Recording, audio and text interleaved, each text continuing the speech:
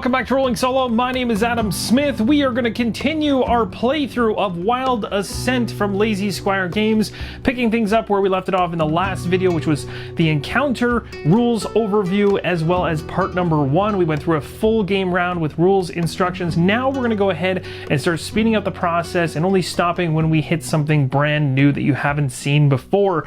If you haven't checked out my prior videos for Wild Assent, I'll put a link to all of them in the top right hand corner. So without further ado, let's begin the next round and continue onwards in our efforts to capture or slay all the creatures in this encounter. The creatures begin the round. Let's find out who is activating first. It will be a Trench Watcher. The Trench Watcher is going to be focusing on the most adjacent enemies, and if there's more than one choice there, then it's going to be going towards the ones with the lowest HP. Taking a look at the game board, the Trench Watcher right now is adjacent to these two Seekers, but also with some movement, which it has an advance 4, it could get here in order to be adjacent to these two Seekers. So with the first line, the first thing states most adjacent enemies. He's got two options, so we'll go towards the one with the lowest HP, which is going to have the Trench Watcher move from where it is one space over, because Berline is the one with the lowest HP currently. The attack coming from the Trench Watcher is a physical attack, range 1. Again, it's going to be affecting all of the Seekers around it, so the 2 right now.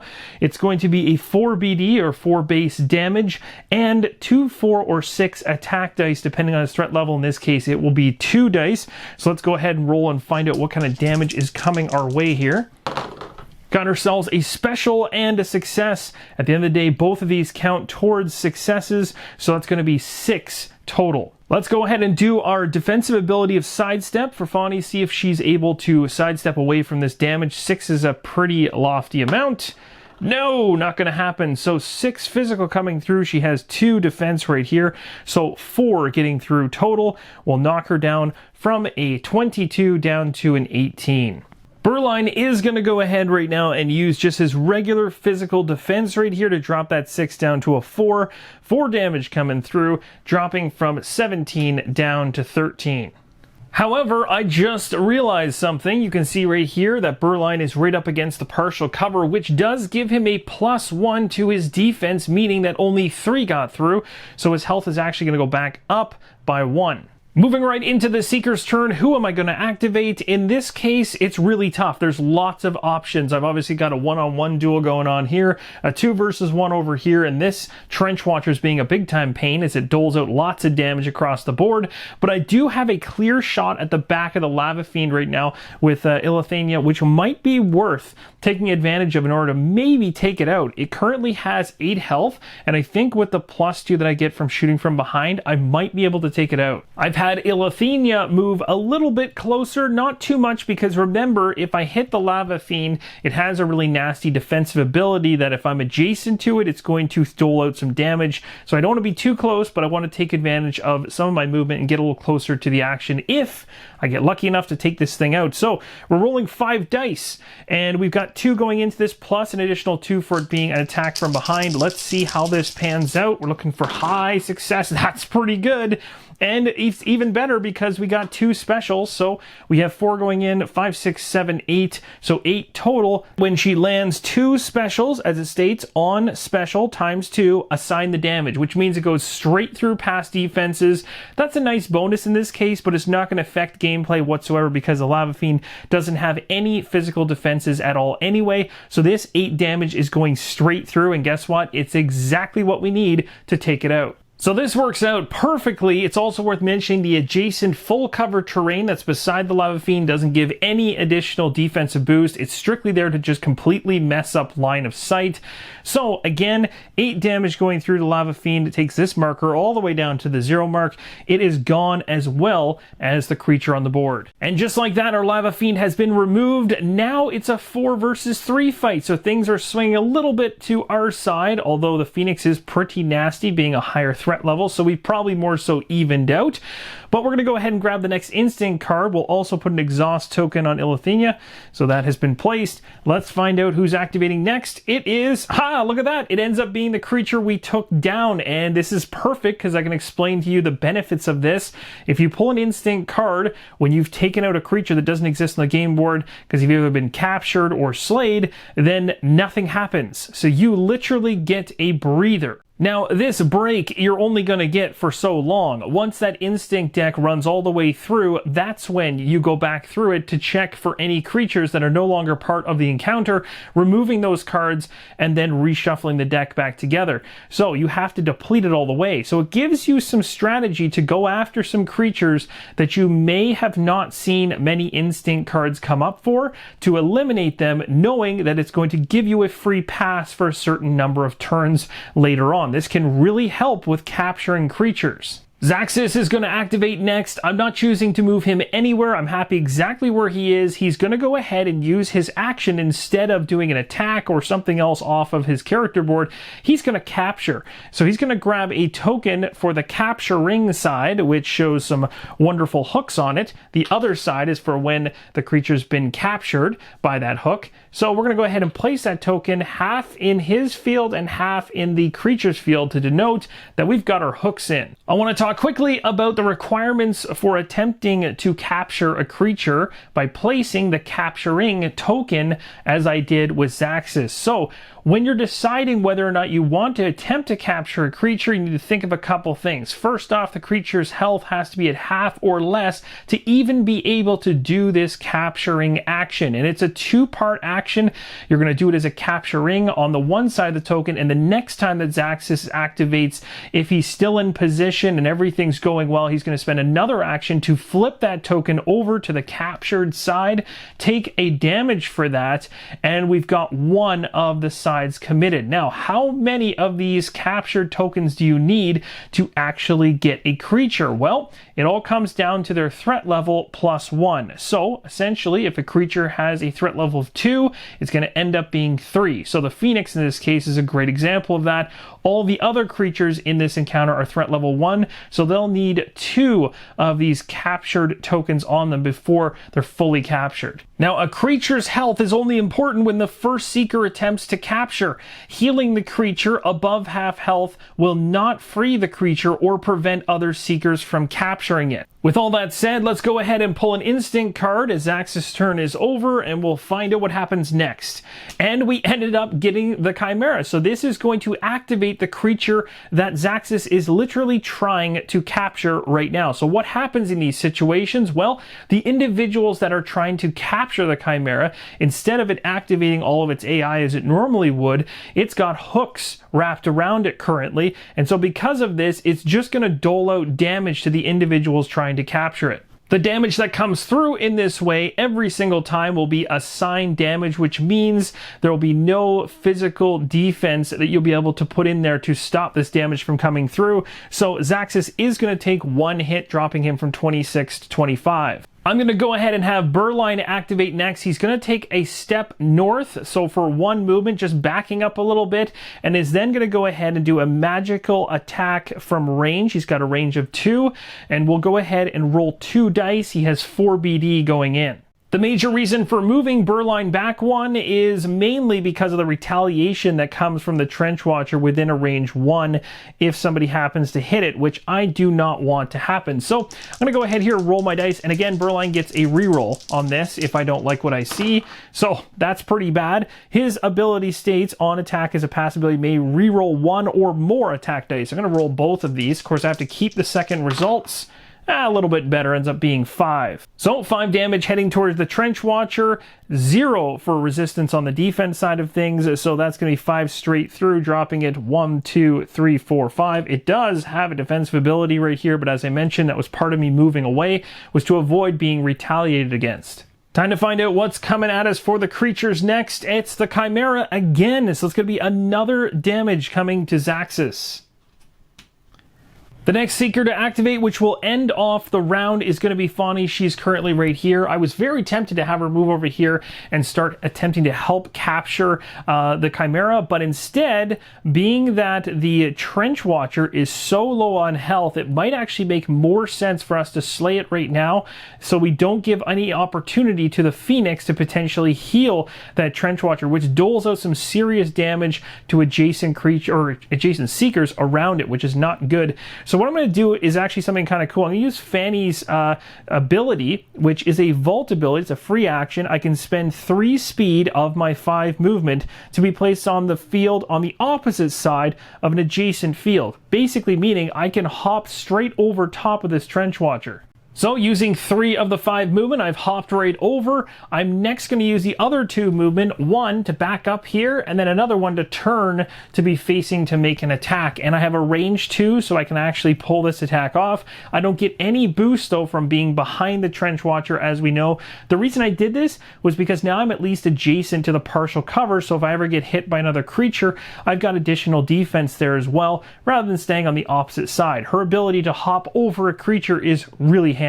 Let's go ahead with the roll. It's 4 going in with a single roll on top of it is a blank, but 4 should be enough to put this thing away as it has absolutely no defense rating whatsoever. So that is going to move the Trench Watcher to 0, slaying it. So that, my friends, was a pretty productive round. We were able to take out 2 of the creatures, which is now going to make the rest of this deck a little bit easier to deal with.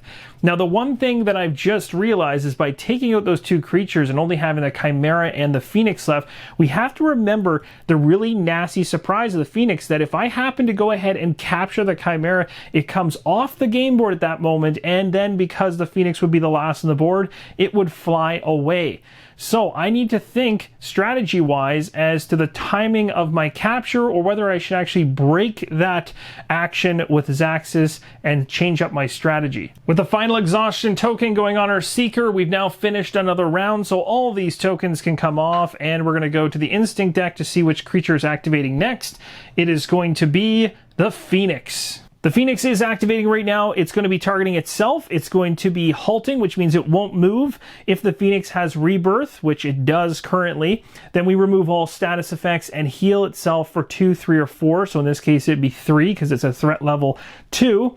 Otherwise, apply rebirth to self. So this is actually a great card to get right now because it gets no benefit whatsoever from this. So now I have to think about my strategy. I've already got Zaxis trying to catch the Chimera, but it may not be the best plan, because if we do capture it, the Phoenix is going to simply fly away, meaning we'll have killed or slayed 2 creatures and captured 1 and let 1 fly away. That's pretty decent. Or we could try to capture the Phoenix first, then capture the Chimera, and then know we have slain 2 other creatures. That would be the best possible outcome. The downside of going with that route is we need to take the Phoenix, which is currently at a health of 12, all the way down to 0, and then the rebirth token will come off. We'll have to go from 15 all the way down to 7 just to attempt to capture it. All the while, the Phoenix, we know, is going to be healing itself or others depending on the Instinct card coming up. So there is definitely risk there for sure. So what I'm going to plan to do here is I'm going to have Zaxis continue to keep that captured token on the Chimera. This is going to keep the Chimera from turning into a monster and ravaging the rest of my Seekers when it activates. The downside is that Zaxis will be taking damage as he waits for the opportune time for somebody else to come over and help me capture it, as my focus is now going to shift to the Phoenix. So for right now, I'm going to go ahead and have the Phoenix take an attack from Ilithania. And the reason I want that to happen is because she's got a perfect line of sight from where she currently is right to the back of this thing, and it gets no additional defense from the full cover that's here. So this is a great time to attack it. We're going to go ahead and roll 5 dice right now with the 2 BD we have to start, and we're going to see what we can do. Now hopefully, if I'm lucky here, I'll get 2 specials and we can go right past the defensive value for the Phoenix. We'll see. No, it didn't turn out, but we still did a really good roll overall. So we have 2 going in plus 4 here is going to be a total of 6. The Phoenix has 1 physical defense, so that's reduced by 1. So 5 going through will drop the Phoenix from a 12 down to a 7. The next Instinct card is for the Lava Fiend, who is currently slayed. So nothing is going to happen. This gives us a little bit of a break. Next up, I'm going to activate Fawny. She is right here. I could go 1, 2, and hop right over top, but her arc would put her in a position that doesn't allow her to attack the Phoenix from behind. So rather than that, I will just go 1, 2, and we're going to turn. Now, I may not want to get that close, to be honest, because I can do attack from 2 away. So let's stay back by 1 just in case. And we're going to make this attack right now. We've got 4 BD going in. We get 1 die roll on top of it. Let's see what we get. Got ourselves a success, so it's going to be 5 total going in. And on the Phoenix, as we've noted, has 1 physical defense, so 4 damage getting through, which will bring the Phoenix down from a 7 to a 3. A Phoenix card came through. It states the most adjacent allies, most missing HP. So in this case, it's going to be focusing on trying to fly over and become adjacent to the Chimera, which it definitely can do. It says if all allies are at full HP, discard this card and draw again. Not all of them are at full HP, so we don't have to do that. If there are at least 2 adjacent allies who are missing HP, assign 5 damage to self and heal all adjacent allies for 7, 8, 9, which would be 8 in this case. But again, this isn't going to apply because there's not going to be 2 adjacent allies. There's only going to be 1, so the last thing happens, which states otherwise. Heal all allies for 2. So the Chimera is just going to bump up from 8 to 10. So the Phoenix will move and fly 2 spaces to be adjacent beside the Chimera, and then the Chimera is going to get a boost of 2 health.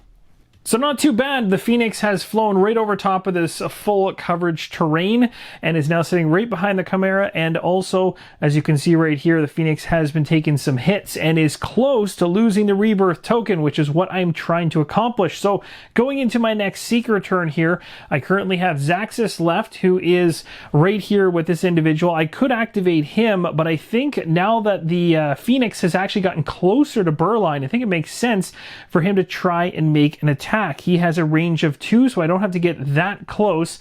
Unfortunately, I won't be able to hit the Phoenix from behind, but I can certainly get a little close for a good attack. So Burline has moved, making sure that he's still going to be able to take advantage of that +1 defense from the partial cover in the future, seeing as he is the weakest HP character, but he's 2 away from the Phoenix, and he is now going to make a ranged attack.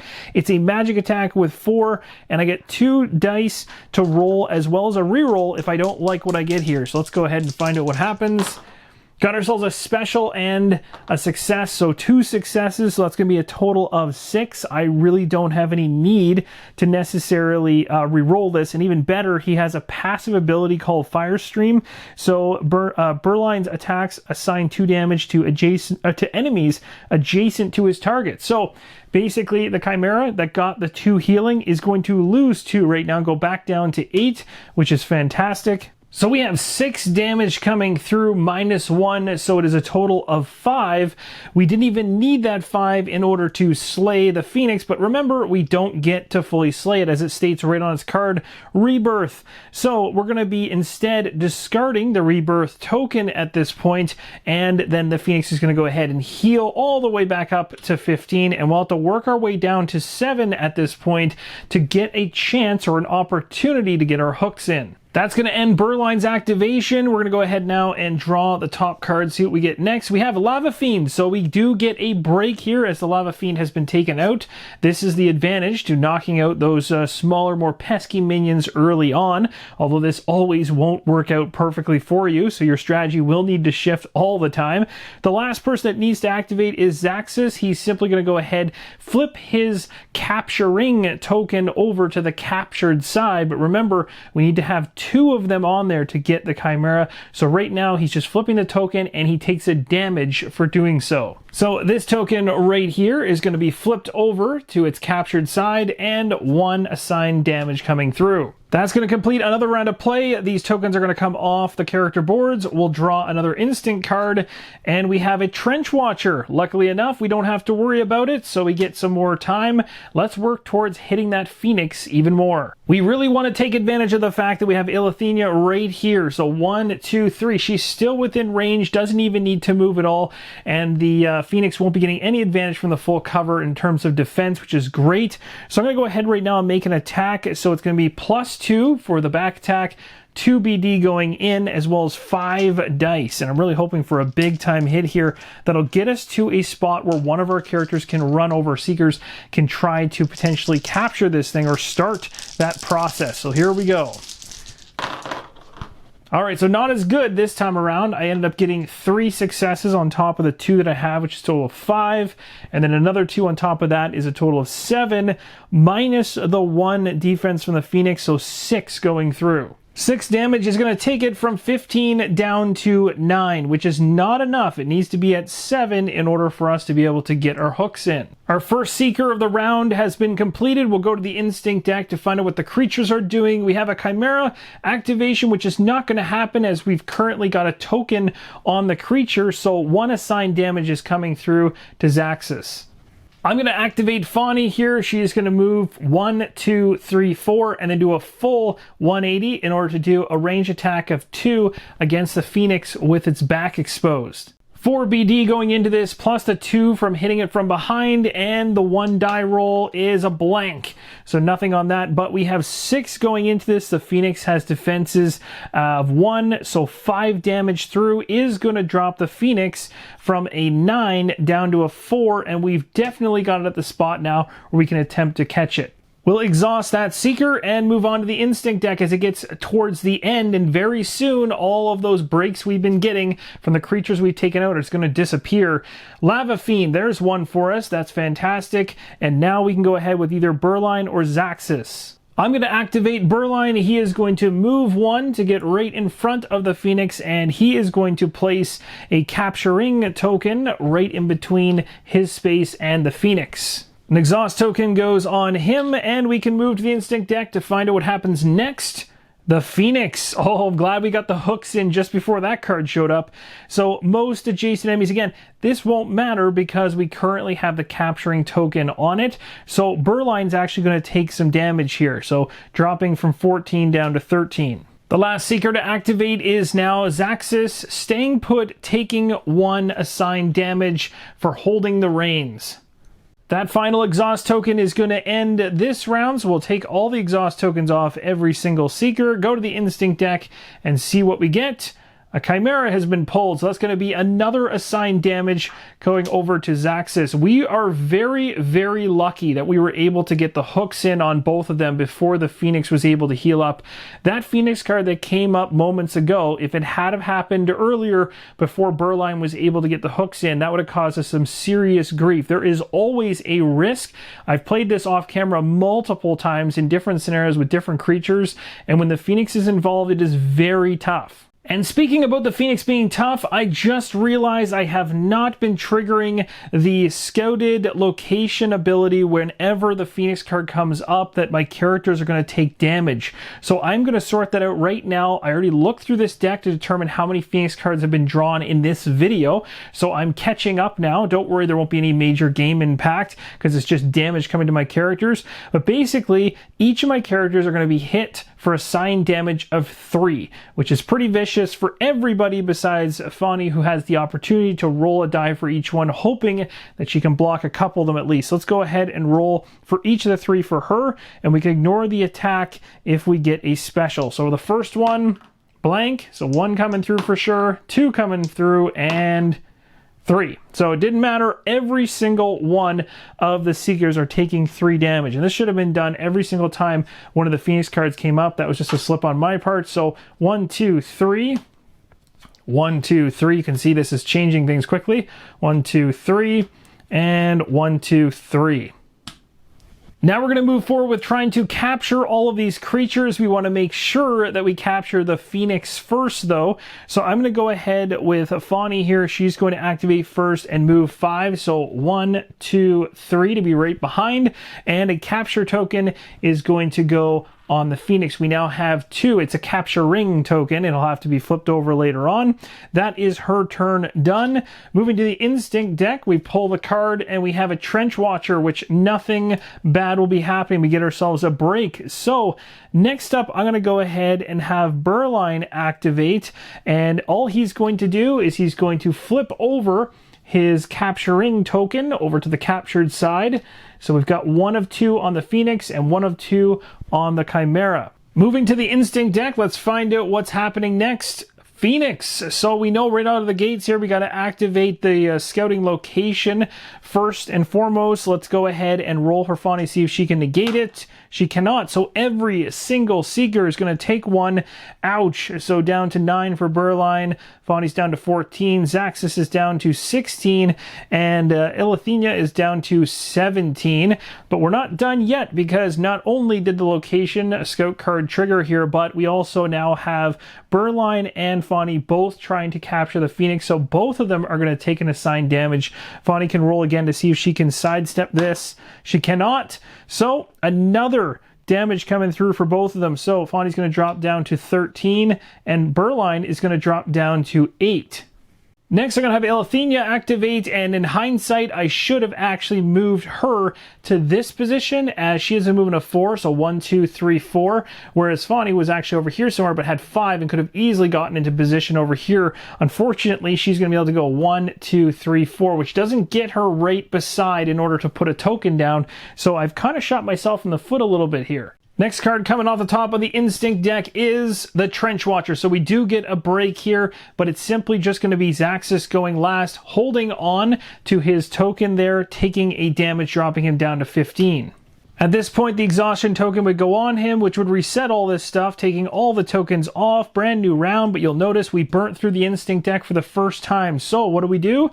We go through this deck and we only bring into play the cards that relate to creatures that are still on the encounter board. So that is going to be the Phoenix and the Chimera. So we're going to find all 5 for each of those cards, give them a shuffle, create a deck of 10 cards to draw from. The Instinct deck is all set. We're going to draw a card right off the top to start the new round. We have Chimera activating first, and that is going to have 1 assigned damage coming to Zaxxas right here, dropping him from a 15 down to a 14.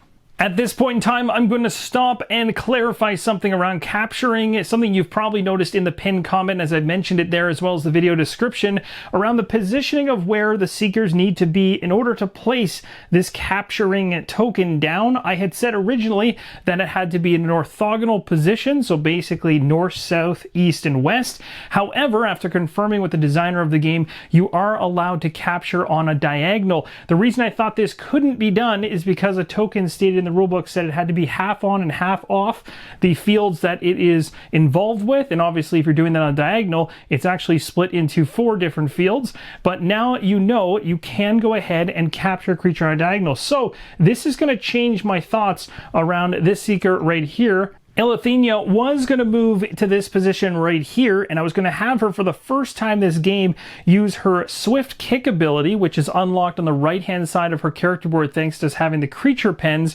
and it basically allows our attacks to have knockback, which would mean that we can actually knock back this creature 1 space, and I was planning to actually try and have another Seeker take that space to do an orthogonal capture, but as we now know, we can do these captures on a diagonal. We don't have to do this, but it is worth mentioning that knockback can be very, very helpful in terms of moving a creature that you've already got captured in a specific space. So I'm going to have her move into this space, and she's going to go ahead and place her hooks into the Phoenix here. So now we have 2 of them on the capturing side of the token, and 1 of them on the opposite side that you can see is captured. That's going to end Ilithenia's turn. Now we can go to the Instinct deck, find out what happens next. The Phoenix is going to activate, and that's nasty every single time. Thanks to the Scout card underneath the Phoenix on activation is going to assign damage to everybody, as we've seen. Fani can go ahead and try to dodge this, and does not.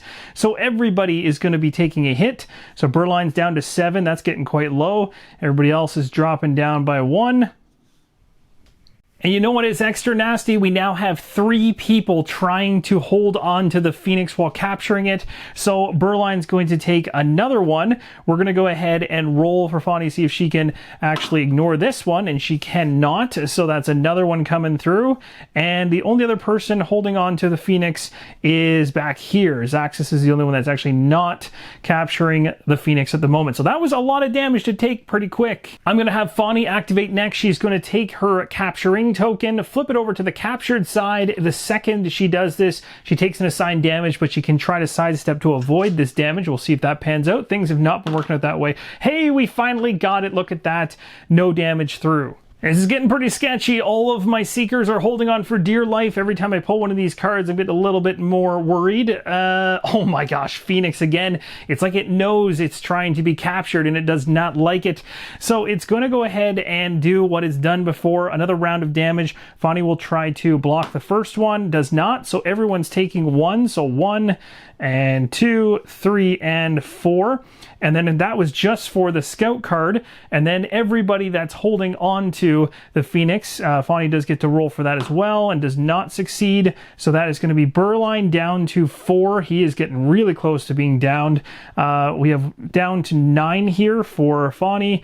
And then in the back, Elithenia is going to go down to 13. At the end of Fani's turn, I forgot to put the exhaustion token, but it's there now. So we know that these two have gone, and we only need one more token to be flipped over to the captured side. The Phoenix is ours, but it's not going to be able to happen until the next round because guess who is the one that's holding on for dear life, hoping it can turn to captured? That's Elithenia. So for now, we only have Zaxis and Burline to activate, and if we want both of them to basically continue to hold the reins, they're going to have to take some damage. So I'll activate Burline next. He is going to take another point of damage, dropping him down to 3. This is getting uncomfortably close. I guess this is what happens when you try to be bold. Let's go ahead and grab the next instinct card off the top, and it's the Phoenix again. Are you joking me? I don't even know if I shuffled these well enough. Yes, I did.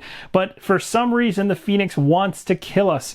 Okay, so here we go again. Let's see if Fani can ignore the scout card at least. Nope. So it looks like everybody's taking a point of damage. Burline is on the very edge. Oh, this could be really bad. Oh, man. Oh, no. This is not good. And then we all have to take another point. So that's going to drop him to... Oh, no. This is really bad. Let's see if Fani can actually block this one. Nope. Everybody's taking another point. This is not good, and I have to go ahead and activate Zaxis, who takes another point of damage for holding on to the Chimera, so he's going to drop down to 10. Wow, this is crazy. So at this point in time, all the exhaustion tokens are going to come off, and this is where it all comes down. So as of right now, just so you guys understand how many Phoenix cards have come out to this point, with Burline holding on for dear life with 1 left. We've got 1, 2, 3. There's 2 more in here. So if I happen to pull the Phoenix here, this plan goes south really fast, and we have to turn our attention to going after the Chimera, capturing it, or even just outright killing it, maybe killing both of them. We may just have to break this whole idea of capturing if Burline drops. We'll have to see how it goes. Here we find out right now. Oh, we got lucky. So the Chimera is going to go, which means it's going to hit Zaxis, which is perfectly fine with me, dropping down to 9 and giving us a break. And guess what that break is going to allow us to do? Capture the evasive Phoenix. There is absolutely no doubt in my mind who I am activating. Elithenia is going to go ahead right now, flipping this token over to the captured side. She will take damage for that. I'll be dropping her down by 1 to 10. But we have now successfully captured the Phoenix, and we can take it off the board. We'll place it out of play for now, and all the tokens are going to be gone as well. So that is going to free up a lot of Seekers. That, my friends, was absolutely awesome, because I can tell you right now, if that card that came up from the Instinct deck had not have been the Chimera, if it had been a Phoenix card, I would have been in some serious trouble, because what would have happened is Burline going down would mean I'd only have 2 tokens towards the Phoenix. I need a third, which means if I wanted to even try to capture it, I would have had to break my current captured token on the Chimera with Zaxis, run over, try to catch the Phoenix and hold on to it for another round or 2, at least 2 rounds, because the token would have to flip over on top of being placed in the first place, and then the Chimera would have free reign to literally no longer be in a state of being captured, could start running around and hammering on all the Seekers trying to hold on to the Phoenix, and his nasty ability to devour and destroy Seekers when they hit 5 or less health certainly would not have helped. So with that, Elithenia gets the trophy for actually pulling off the big-time final captured token to take that Phoenix into captivity. We're able to bring that back to our encampment, which is awesome. But now we have to go back to the Instinct deck to find out what happens next. And of course, at least we get breaks now with any Phoenix cards we see. And we don't see one. So what's going to happen here is the Chimera is going to hit Zaxxas. So Zaxxas will be taking another hit, which is okay because I'm going to see if I can hold on long enough to be able to go ahead and capture this. And I think we should be able to based on how things are going. Activate Fawny. She's going to go in. She's going to turn and she's going to place a capture token right here behind. And that's going to be her activation done. We pull the next instant card. It is the Phoenix, but nothing's going to happen, including the Scout card. That no longer activates as the Phoenix doesn't get an activation. The Scout card states on activation, the Phoenix then does damage to everybody, but we've got the Phoenix captured, so that's not happening. Just before I move ahead with my next Seeker activation, I want to mention that Fawny could have easily stayed here and done her capture from the diagonal. I just chose to move her in for fun right behind. Zaxxas is going to activate next. He's currently holding the line on the Chimera. Very important job. He is going to take 1 assigned damage, dropping him down to 7. And that's going to do it for his turn. And then we're going to go to the Instinct deck to find out what happens next. It's the Chimera. So at this point now we've got some pain coming. Zaxxas has to take the damage. He has no way to negate this, so he goes down to 6. And Fawny has a chance to potentially negate this and does not. So that's going to be another hit for her as well, but it's worthwhile. Burline is the last Seeker to activate. He is simply just going to go ahead and move back here because he is terrified. And this is it. The new round begins. We take all the exhaust tokens off and we're going to the creature deck to find out what happens next. And we got ourselves a Phoenix. Phoenix is not in play, so it gives us a break, and that's just enough time to go ahead and activate Fawny, who right now is going to take a point of damage. We're going to roll to block it. We did not. She drops down to 5, and just like that, we get to flip the capture token. Fawny goes ahead and flips her capture ring token over to the captured side, and just like that, we have a Chimera that we'll be bringing back with us, which I'll place on the card. And just like that, the encounter phase is now complete with a big-time victory for us. I can tell you honestly, the plays I've had off camera did not result in all 4 Seekers surviving. That never happened. Every single time I lost at least 2 to 3 Seekers and was down to either 1 or 2 trying to pull out a gut-wrenching win. In this case, we came really close to me being a little bit too greedy and trying to capture the Phoenix. That could have actually backfired. You saw how close that came, and it's those kind of pivotal moments where the game will twist on its head and you'll think, hey, I've got this. I can get these resources and these creatures back to my encampment. I'll get all these bonuses. It's going to be a great idea. And then everything just switches and you go from having 4 Seekers coming out to maybe having 2 of them down in a heartbeat.